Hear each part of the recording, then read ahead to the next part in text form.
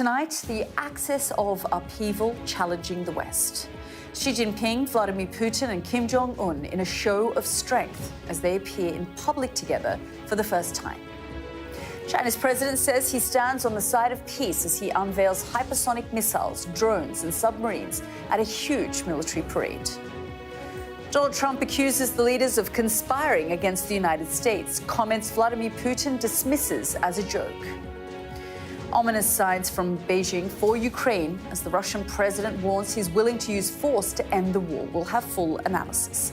Also ahead, we hear from victims of Jeffrey Epstein as they call for the release of more documents relating to the sex offender.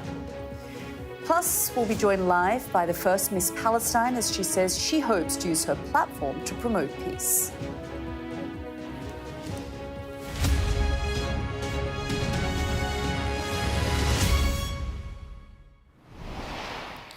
Good evening, all that in a moment, but first to a developing story tonight. At least 15 people have died after Lisbon's Gloria Funicular derailed and crashed. Footage shows the tram-like funicular, which is popular with tourists, practically destroyed, with emergency services pulling people out of the wreckage. Well, let's go straight to our Europe correspondent, Siobhan Robbins, who joins me live now. Siobhan, really upsetting evening in Lisbon and across Portugal. Just bring us up to date.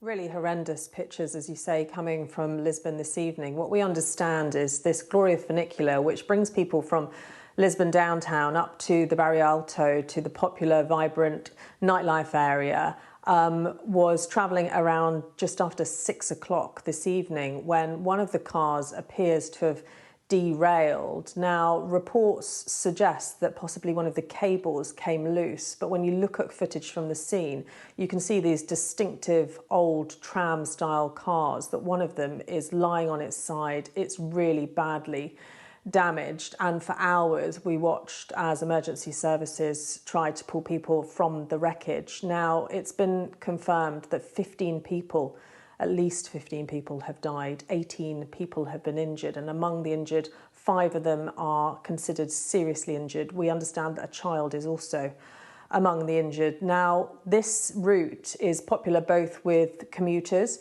and at 6 o'clock we're in the middle of prime commuting time, but also with tourists. And although the authorities haven't released the nationalities of the victims, we have been told by our partner station in Portugal that some of the surnames on that list are not Portuguese, so it is believed that some foreign nationals are involved. Now, at the moment, a big tent has been put up as they begin investigations, and we understand that an investigation will begin almost immediately, but a day of mourning has also been set for tomorrow so that people can take in what has happened there, because we heard from local authorities, local council workers, who said they have never heard of a situation like this before. People absolutely distraught by what they're seeing on this popular tram line, this popular streetcar line running at a busy time in the evening commute.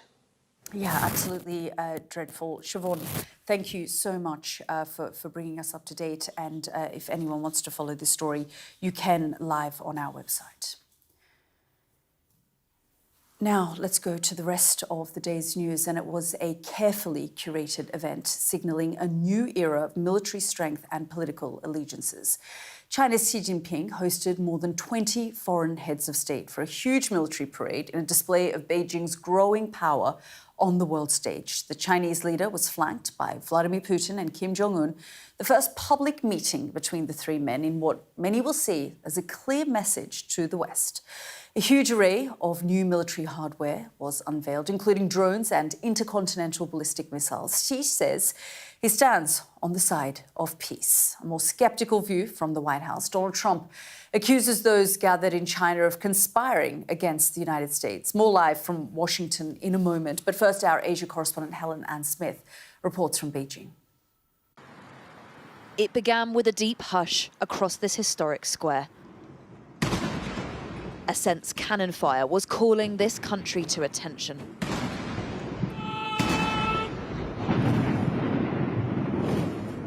Nothing short of utter perfection would have been acceptable here. Every flex, every gesture, even their height exactly matched.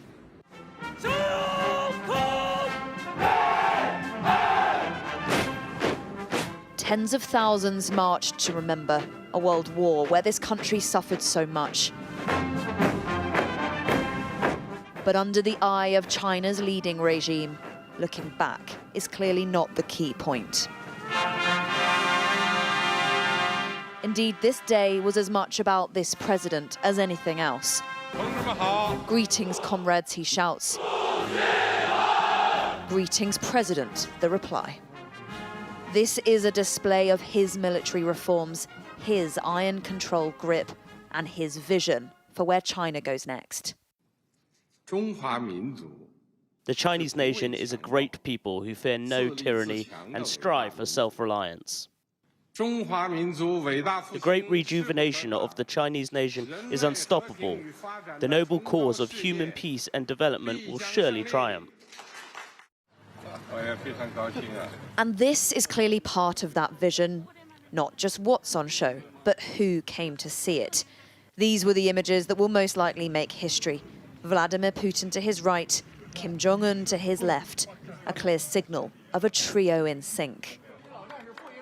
It is remarkable messaging about allegiance and intent for three leaders who don't always agree.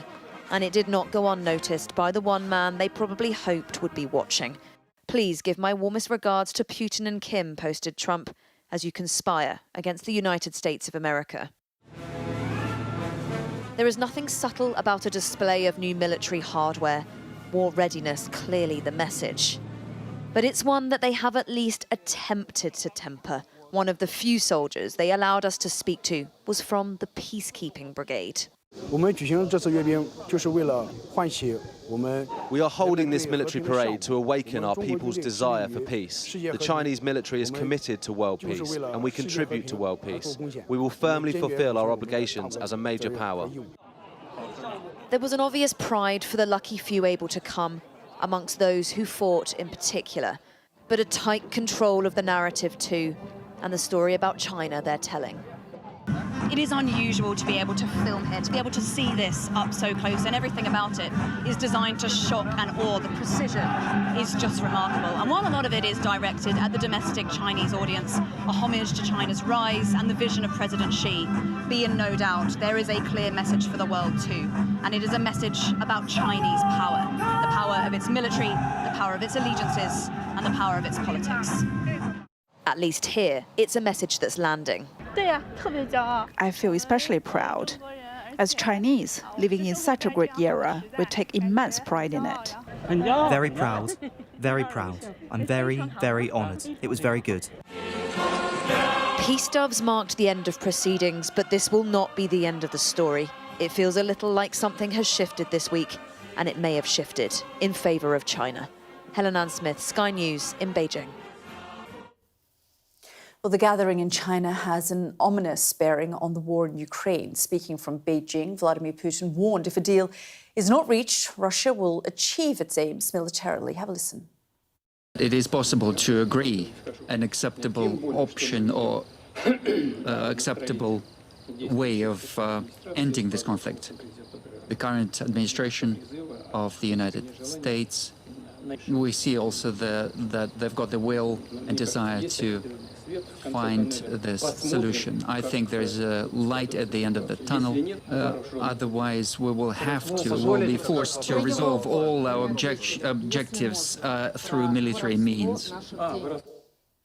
Vladimir Putin there, and we will get the view from Moscow in a moment. But reacting tonight as he hosted the Polish president at the White House, Donald Trump conceded ending the war in Ukraine has been harder than he thought.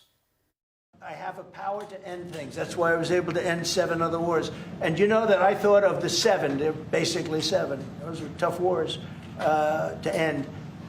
Much tougher, I thought, than the war with Ukraine and Russia. I thought that Ukraine and Russia have a very good relationship with President Putin. I thought that would be much easier. I thought that would be in the middle of the pack, maybe one of the easiest. Sometimes you never know with war. You know, war is a very interesting thing. You never know with war. War is complex and dangerous, and what a mess, what a bloody mess. It's going to get done one way or the other. Well, Sky's David Blevins is in Washington for analysis for us. But first, let's go to our Moscow correspondent, Ivor Bennett. And Ivor, I mean, it's been extraordinary, actually, in the last 48 hours, looking at Vladimir Putin. He has come across, smiling more than we usually see him do. And frankly, more emboldened. These comments about Ukraine doing it by force, if there aren't any other solutions, would be deeply disturbing to not just Ukraine, but the West as a whole. That's right, Yalda. As you heard there, Vladimir Putin made it abundantly clear tonight that he is prepared to carry on with this war for as long as it takes until Russia achieves its goals. As far as he's concerned, there are only two options available to Kyiv. Either it gives him what he wants on the negotiating table with the terms that are on offer at the moment, or it waits until he takes it by force on the battlefield. And in his mind, I think that's always been the case because this war has to end in a visible victory for Russia. His legacy's at stake. But what's really striking here, you're right, is just that he's willing to say it in public. And I think that really speaks to how emboldened he feels as a result of what's happened in China over the past few days on this 4-day visit he's had. And I think it's just worth recapping what he's achieved for Russia. He's managed to deepen its relationship with China. He's done that economically with all the promises of cooperation, 22 of them that he signed with Xi earlier this week. He's also done that diplomatically, as we saw with that military parade. He was sat at Xi's right hand. Beijing claims that it's neutral on the war in Ukraine, but it didn't look like it here, did it? It looked like an unconditional endorsement of Putin and his invasion of Ukraine. And the other thing he's got over the past few days is this promise of military support from North Korea. This came in his meeting today with Kim Jong-un. The North Korean leader told Vladimir Putin, "I'll do everything I can to assist Russia." He sent troops before, he sent thousands of them earlier this year to help Russia repel the Ukrainian incursion into Russia's Kursk region, and he's saying here that he's prepared to do it again.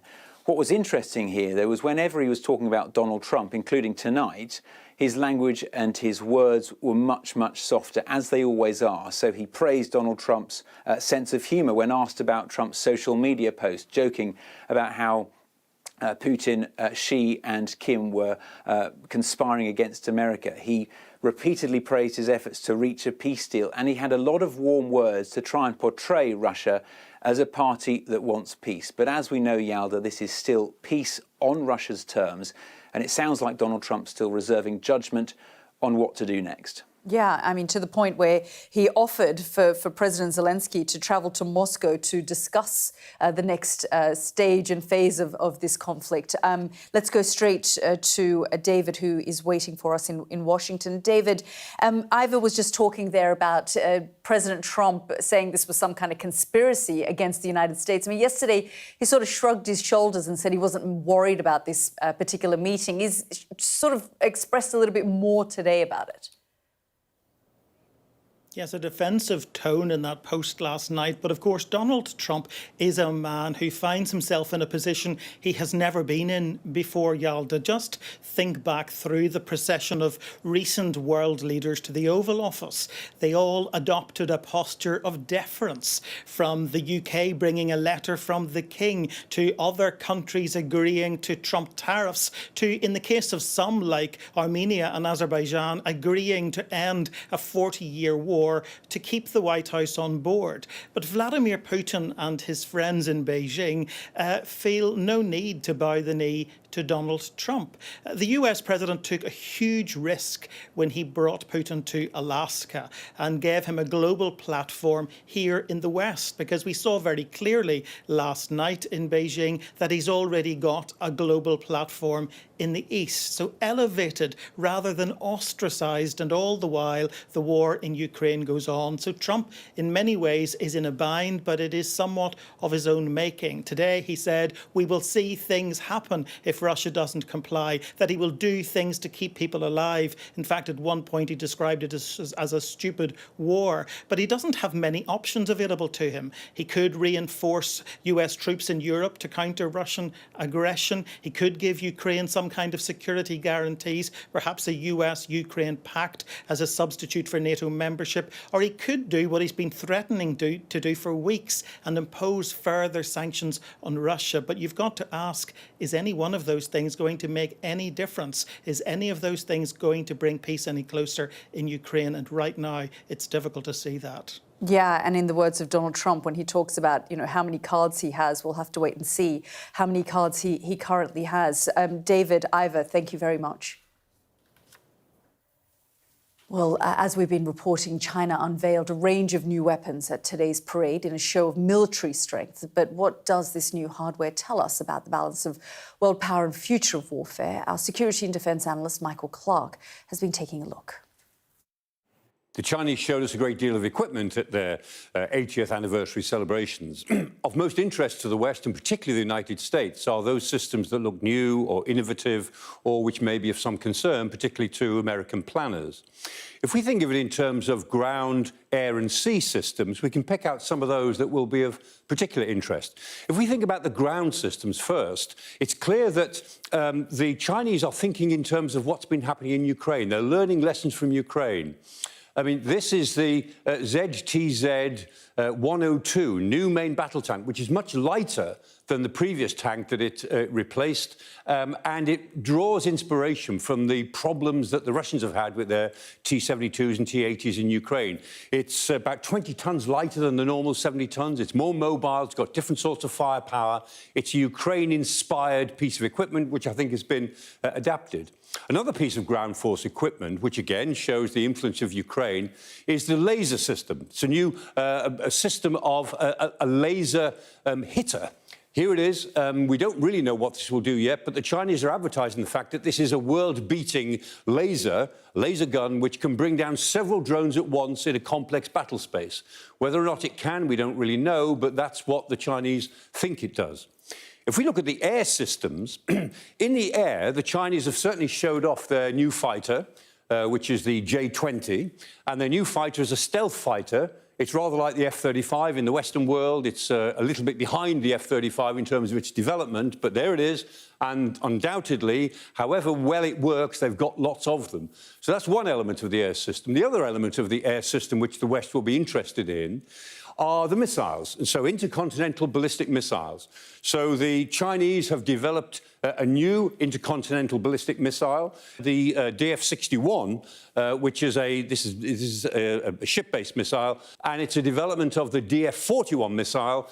It reaches pretty big ranges. So the DF-61 has got a range, as you'd expect, of about, we think, 7,400 miles, about 10,000 kilometres. And if you look at the a range map, if you take this from anywhere in the centre of China, let alone in the north or south of China, you can see it covers Europe, covers the United States.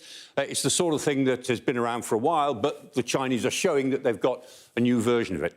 The most interesting area are the sea-based systems, and these are things which the Americans will be looking at very, very carefully. Because in the sea-based systems, the Chinese are showing that they've got a new hypersonic missile, and the hypersonic missile, this is the DF-17, the hypersonic missile is very quick. It goes at about 5 times the speed of sound, 6,000 miles an hour. It's very difficult to defend against. And the point about the DF-17 is that they've developed a sea-based version of it. So this is the sort of missile that can take out big American battleships and aircraft carriers. That will bother them. The other element that they've got are these internal or small submarines. These are robotic submarines. They can do the job of a submarine or the job of a massive torpedo. Again, they are very interesting in terms of their ability to counter American big ships. Of course, all of this looks pretty good on the exhibition park. We don't know how it would perform if it came up against real American equipment in a proper war. Thankfully, we don't know what that is, and we hope that we never really find out. Professor Michael Clark there. Well, let's speak more about all of this to our international affairs editor, Dominic Waghorn. I mean, Dom, what we've been seeing here is not just the kind of reincarnation of Chairman Mao through Chairman Xi, but we're seeing almost an Emperor Xi, and almost a display of not where China was, and not how far it's come, but where it's going. Yeah, absolutely. Yeah, and it's been an amazing show of strength, but also of diplomatic pulling power. You know, the picture that stood out for me this week was that image of Xi Jinping standing in his limo as he's driven, you know, a lone figure driven through Tiananmen Square there, and he looks like Chairman Mao. He's wearing the Mao suit, and I think people might think he's a sort of, you know, he's one of those just communist leaders, we've seen one after another, grey men of the Chinese leadership, but there's a big mistake to make there. You know, he has changed everything. And as you say, he actually has a lot more in common with the emperors of the past in the sense of what he believes China should now do next. So it all really depends on what his plans are and what the West does, and will it allow him to carry those plans out. You know, he believes, as did previous dynasties in China, that China's rightful place is at the centre of the world, and that he believes an era of Chinese domination in the world is approaching, and that's been hastened by the chaos in Washington. And I suppose, you know, people will think, well, China has a right to try and assert itself on the world stage. The question, you know, the question mark, and the thing that caused for concern in the West is the manner of his increasing assertiveness. So at home, that has meant Orwellian surveillance, repression. It's meant censorship. It's meant, you know, something verging on genocide in Xinjiang, kind of cultural holocaust in Tibet, the snuffing out of all personal freedoms and rights to assembly and press in Hong Kong.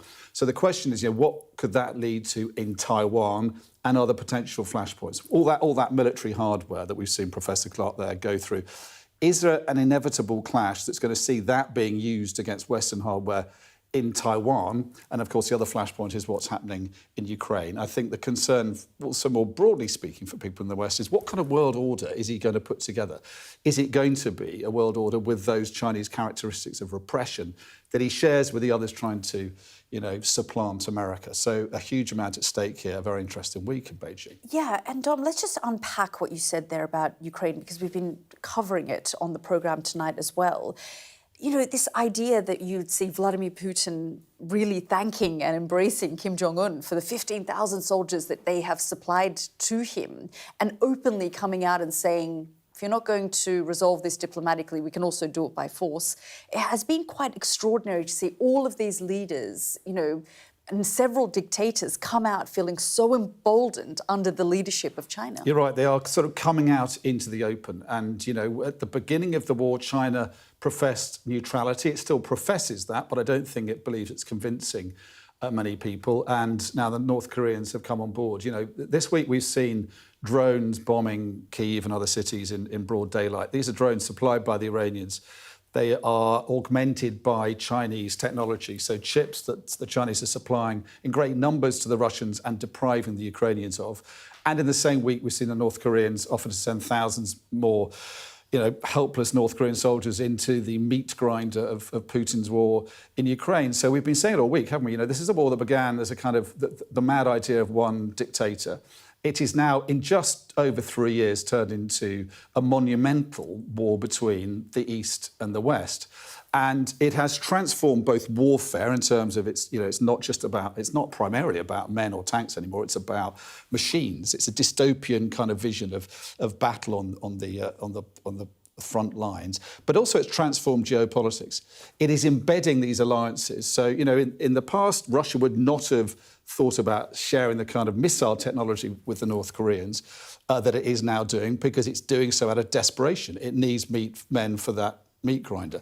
So these alliances are becoming more sort of crystallised and more solidified.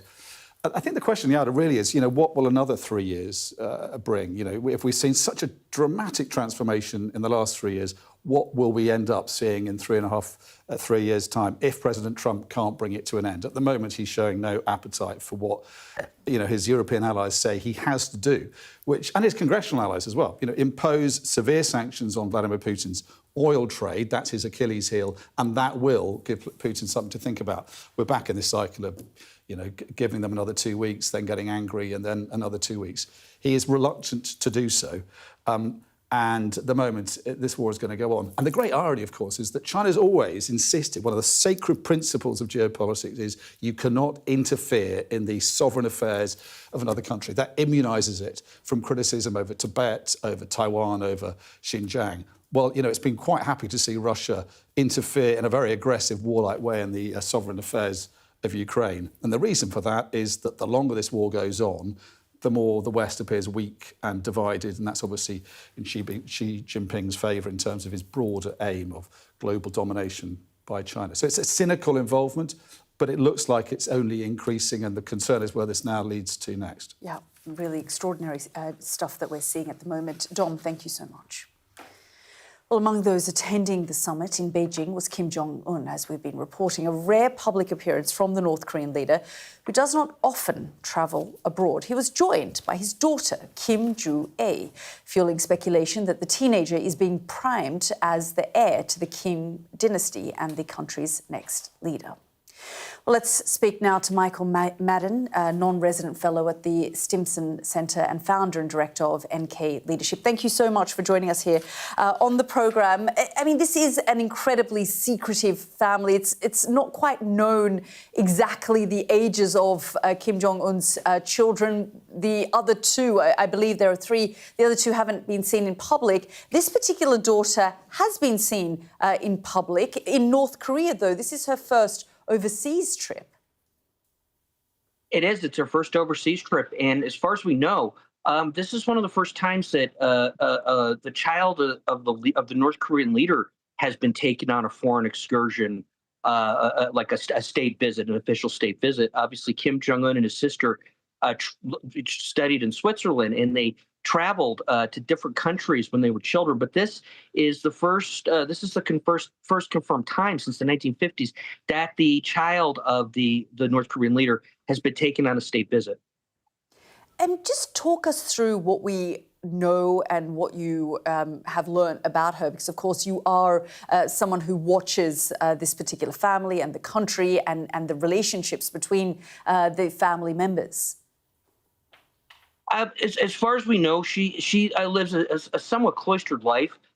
She has as normal an upbringing as she possibly can. I mean, she's hanging with her parents. She lives in if we go look at satellite images, she lives in very huge palatial things. There's a satellite image, I think, from about 2019, 2018, which had shown a pool party at one of the Kim residences. So maybe that was for her.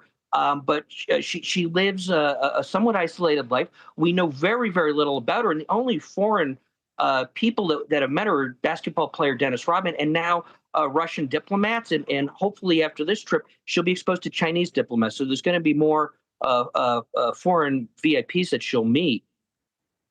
Yeah, it was Dennis Rodman, wasn't it, in 2013, who first exposed that there was a child that he had held. He said he'd held a baby, and that's how people learned that there is a child. And the belief is that it was probably her. That's as far as we know. And when Dennis Rodman, I think the direct quote is, "I held the baby." In an American idiom, he could have been holding a 2-year-old. So that's one of the things where we get these discrepancies about how old Kim Joo-ae really is. But yeah, there is a theory, and there is rumors, intelligence that Kim Jong-un would not have become supreme leader of North Korea had he not been married and had he not been able to produce children. And that seems to have held up. Yeah, and there is a speculation as well about the fact that she might be the heir to the Kim dynasty. Again, I guess all of this is speculation at the moment. So the way the North Korean system works is that the descendants of Kim Il-sung, and with the succession of Kim Jong-un in 2011, the descendants of Kim Il-sung are the legitimate rulers of North Korea. There is a royal family dynamic. And so when we look around, we don't know about Kim Jong-un's other children. We know that his sister Kim Yo-jong has 2 children, a son and a daughter. We don't actually, when we say that Kim Jong-un and his wife might have 3 children, we don't know that to 100% reliability. And that is based on secondhand information. So as far as we know, Kim Joo-ae is going to be the hereditary successor. There's no one coming forward. When we see the types of events that she attends back in North Korea, these are military events, sometimes economy, but mainly military and diplomatic events. So that would strongly suggest that this is somebody who's being educated in an early fashion in some things that they'll need to know for leadership, interacting with foreign people and that kind of thing. Yeah, I mean, there is speculation around these things, as you say, but Kim Jong-un himself is quite young, and so there isn't any discussion around replacement, but I guess they would have to start lining people up anyway, just because of the security of keeping the dynasty. Of course, the security of keeping the dynasty.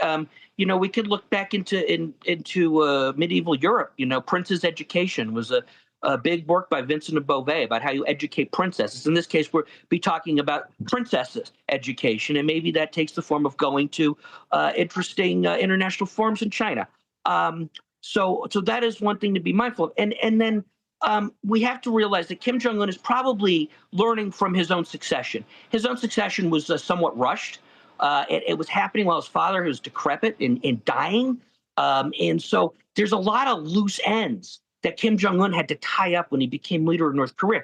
And evidence of that is like when he executed his uncle Jung Sung-taek in 2013. There's a lot of loose ends. So the quicker that they can nail experience and education for Kim Jue down, the sooner they can, the better off they will be over the long term, especially with hereditary succession.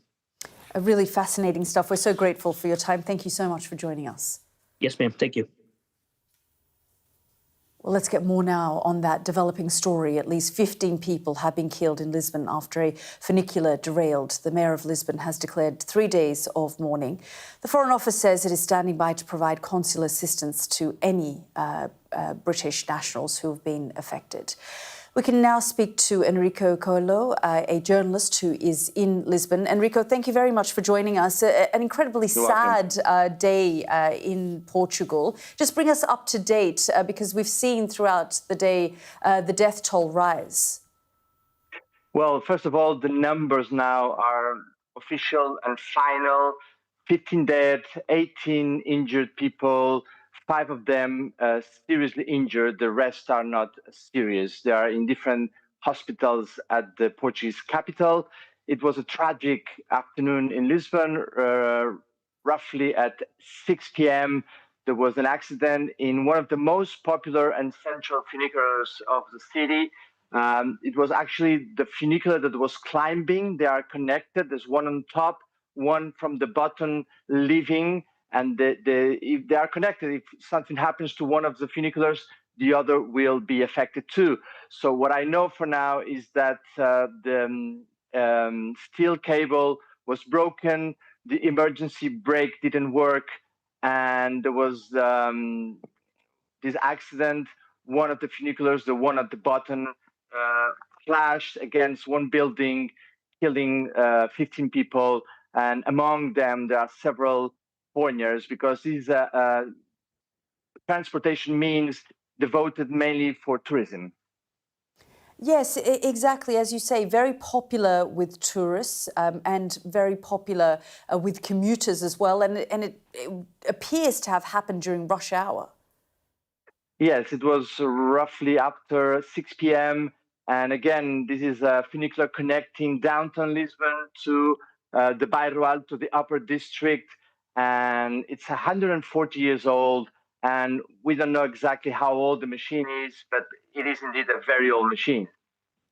And the authorities, we know, came to the scene, rescue workers very quickly, and there's a 3-day days of mourning now planned. Have they said anything else about a further investigation into finding out what's going on?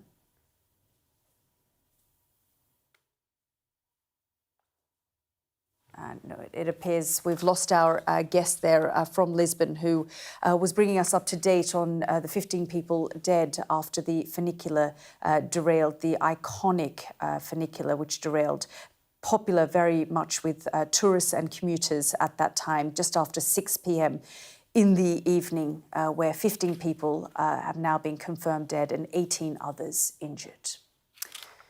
Let's go to Afghanistan now, and the country is reeling from a magnitude 6 earthquake which hit earlier this week. The impact was centered in the provinces of Kunar and Nangarhar and killed more than 1,400 people, flattening entire mountain villages. The number killed is still expected to rise, with aftershocks hampering the rescue effort. I'm joined now by the permanent representative of Afghanistan to the United Nations, Nasser Ahmed Faik. Thank you very much, Mr. Faik, for joining us here on the programme. Another very difficult, devastating period for the Afghan people. We have seen a number of countries pledge support and offer aid, but it's still a very difficult, I guess it's no longer rescue operation, more recovery, given several days have now passed. Thank you, Yalda. As you said, it's a very tragic disaster in Afghanistan. My country already in a dire humanitarian situation, and now the eastern part of Afghanistan, those provinces that also suffered from flooding, they are going through a very tragic disaster that took many lives, more than 1,500, and the casualties more than 5,000, and the destruction of villages. So this is very difficult because this is in a very remote area, and due to the landslides and blockade of roads, the humanitarian and rescue teams and assistance is very difficult to reach. But we are glad that some of the countries have stepped up, and also their pledges and commitments for humanitarian assistance and immediate providing the life-saving assistance. And the UN agency teams are working, but still it's very difficult. The local hospitals are overwhelmed, and we are thankful for the UN Secretary General for the release of a humanitarian emergency fund, 5 million, and also to those countries, regional and international partners, that they have already channeled funds for supporting the Afghan. Those families have been affected in this tragic incident. Mr. Fake, I want to ask about the releasing of funds, because assets have been frozen, funds have been frozen because of the sanctions imposed on the Taliban by namely the United States and several other countries, which further makes the situation in the country really challenging, because of course since the withdrawal of international forces from Afghanistan, we've seen the Taliban impose all sorts of strict bans on women and girls, and a number of things that have made the West, say that unless these things don't change, we're not going to engage with you. But that has then caused a humanitarian crisis. And then when there's a natural disaster like this, it further exacerbates the situation.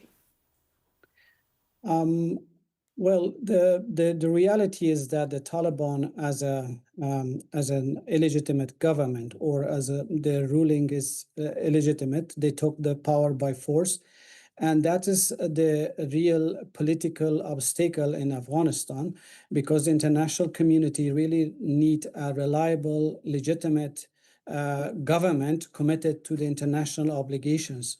And unfortunately, in the past 4 years, we have not seen any improvement from the Taliban side. They are not flexible to comply with international obligations under which Afghanistan is, as a state, committed. And also, they have increased their restrictions towards women and girls. They have not allowed women to work outside home or to continue their education. So we in this situation, it is the Taliban who are claiming as a de facto government, who are claiming to provide services, but unfortunately they have failed. They cannot provide any services to the people of Afghanistan. And the international community and United Nations cannot work with a group that is not caring about its people, about its the welfare of the people of Afghanistan, particularly women and minorities. So this is a real dilemma in the international platform. But coming to the funds, of course, the funds of Afghanistan and the sanctions, all these things will be lifted once there is a legitimate and inclusive and accountable government that's based on the will of the people of Afghanistan and committed to the international obligation. Mr. Fake, I just wanted to ask you, finally, these sorts of tragedies highlight all of these issues in Afghanistan. Otherwise, it has been a sort of forgotten situation, especially when it comes to the women and girls of the country. What do you propose should be the next steps? Because for now, it appears the Taliban are there to stay. And then these sorts of tragedies highlight the challenges that the country continues to face. Well, we have emphasized at the United Nations and the Security Council with the international partners of Afghanistan that the Taliban are not the representative of the Afghan people, and their government is illegitimate. They don't have legitimacy, national legitimacy and international legitimacy. But we cannot ignore the fact that the current crisis is deepening, and we should not let Afghanistan to be isolated. And the international partners, United Nations, should start a process that should include all non-Taliban Afghans and also the Taliban to start a political dialogue for a political settlement to the current situation, under which the Afghan people can have their, particularly women's and their representatives should be part of this process and decide about the future of Afghanistan, to establish a government which is inclusive, which is committed to the international obligations of Afghanistan as a state, and also provide the welfare and to provide the services to the people of Afghanistan. Because the current situation, the poverty is growing, the humanitarian assistance is declining. The women of Afghanistan, as half of the population, they are deprived of all their rights, human and Islamic and political and economic rights. And this is very unfortunate that half of the population cannot take part in the reconstruction and rebuilding of Afghanistan. And the Taliban are the only group that they are enjoying these privileges, the state resources, misusing all these state resources. But the people of Afghanistan, their lives, we don't see any improvement. But unfortunately, there is also a surge in the return of forced exclusion or impulsion of the refugees from the neighboring countries. And this is making the situation dire. Yeah, and the people of Afghanistan will be suffering. Mr. Fake, thank you very much for joining us here on the program. Thank you for inviting me. Okay, now victims of Jeffrey Epstein have called for the release of more documents relating to the sex offender and his former girlfriend, Ghislaine Maxwell. Hundreds of people gathered outside the Capitol building in Washington, D.C., calling for more transparency around the files. A so-called missing minute of CCTV footage, a crucial piece of video evidence, has been found contradicting claims by U.S. Attorney General Pam Bondi, who previously said it had been recorded over. Sky's U.S. correspondent James Matthews reports. We're here for you. We love you. After meeting Jeffrey Epstein and Ghislaine Maxwell, it felt like someone shut off the lights to my soul. We were groomed, we were manipulated, and we were taken advantage of. We want to be heard. In this story, they say the survivors are often forgotten. We know the names. Not here. Many of us were abused by them. No one's invested in a release of the Epstein files, quite like the woman who knew him. It's Teresa J. Helm, who suffered at the hands of the sex trafficker and accomplice Ghislaine Maxwell.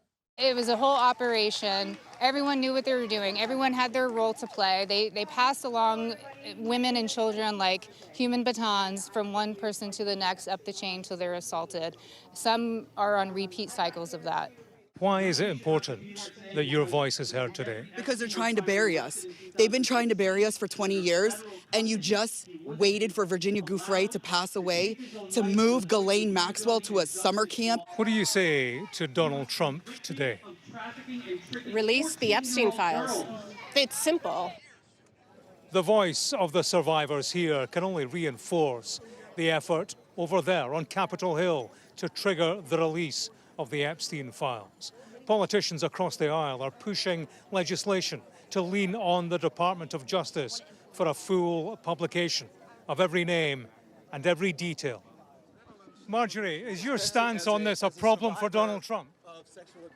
Trump's problem is his MAGA base wants the files released. Loyalists like Marjorie Taylor Greene, who cry cover up. The truth needs to come out. and the government holds the truth. Donald Trump was welcoming the Polish president to the White House down the road. The spirit of Epstein was present here too.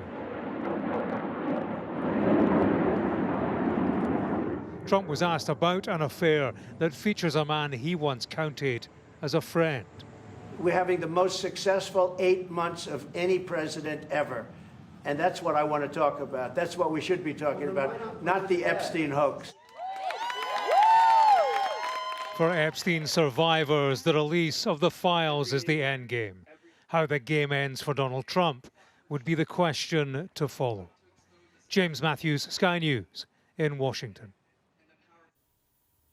This is The World with me, Yalda Hakim. Next up on the programme, a Palestinian beauty queen who has accused Israel of genocide will compete in the Miss Universe pageant as the competition's first Miss Palestine. She joins me next.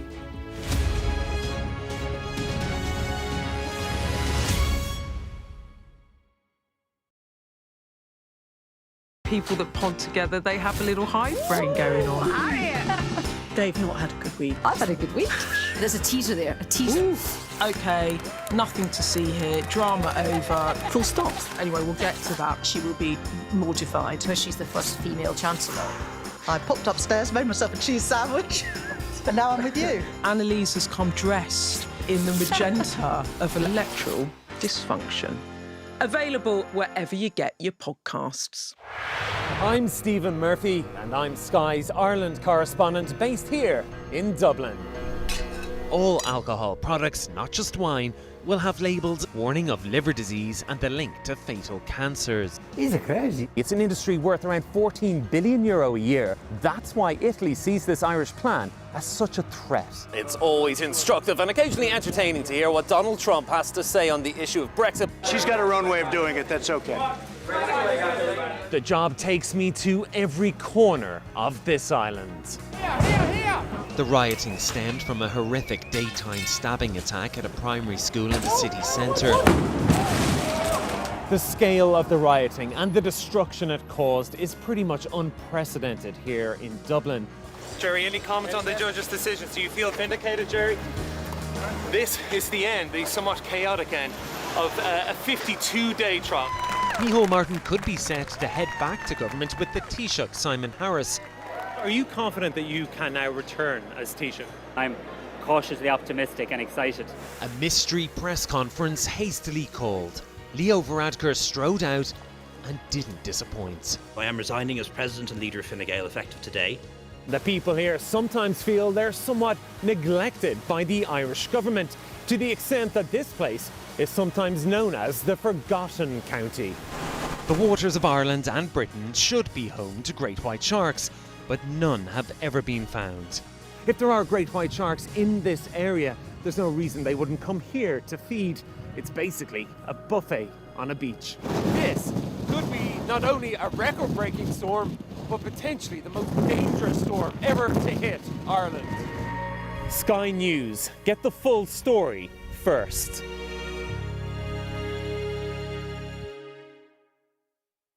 I'm David Blevins, and I'm Sky's Senior Ireland Correspondent. I've spent 30 years reporting the journey from conflict to peace. The end of the political stalemate, the start of a new chapter for Northern Ireland. Catholics and Protestants now facing the same threat. If we both contract COVID-19, religion's nothing. Sky News, the full story first.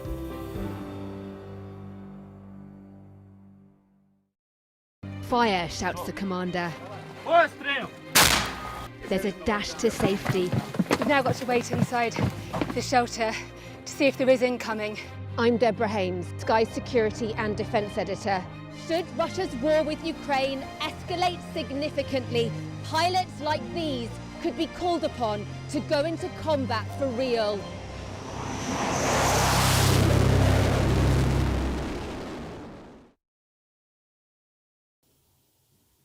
Welcome back. Now to an unexpected story of soft power via the glitz and glamour of a beauty pageant. This year's Miss Universe contest takes place in November in Thailand. Nadine Ayub is the first ever contestant to represent Palestine in the contest. She's accused Israel of genocide and she says she is the voice of a people who refuse to be silenced. Well, she joins me live now. Thank you very much, Nadine, for joining us here on the programme. Just tell me a little bit more about your journey to becoming Miss Palestine, because, of course, you are the first. Yes. Thanks for having me. So I became Miss Palestine in 2022, and I went on with my journey to go to international beauty competitions. And from there, I won a title in 2022 as well, international title. And since then, I was supposed to go to another competition, which was Miss Universe, and I delayed it until now, until I became Miss Universe Palestine 2025. And now here I am, going to represent Palestine on the international stage in Thailand in November. Nadine, tell us about the emotion around this for you, because obviously this is a devastating time for the Palestinian people, especially those in Gaza, where we've seen the death toll well over 60,000 now. Representing the Palestinian people in this moment, just talk us through that.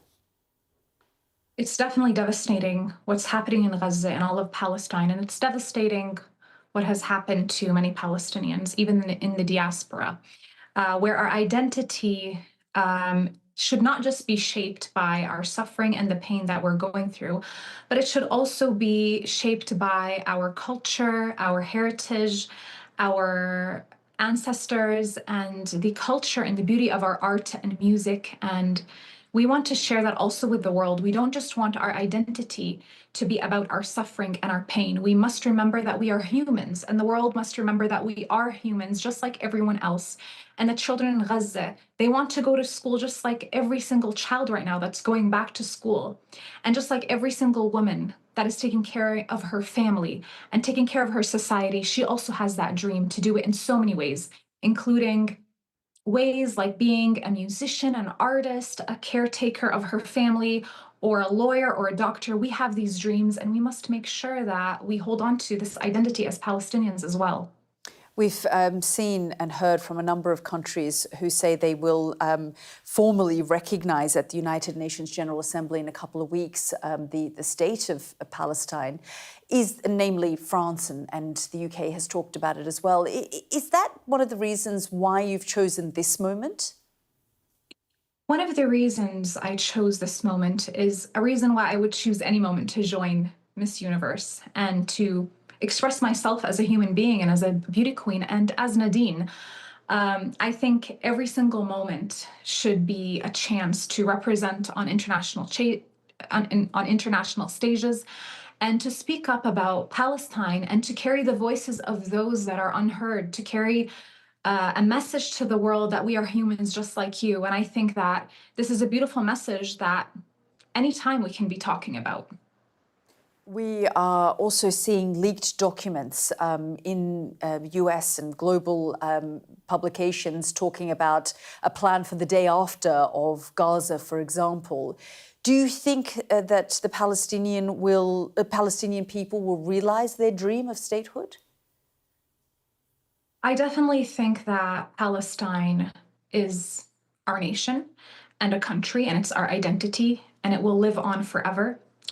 And I think that right now, every single Palestinian is expressing themselves in the way that they see. And this is never going to go away.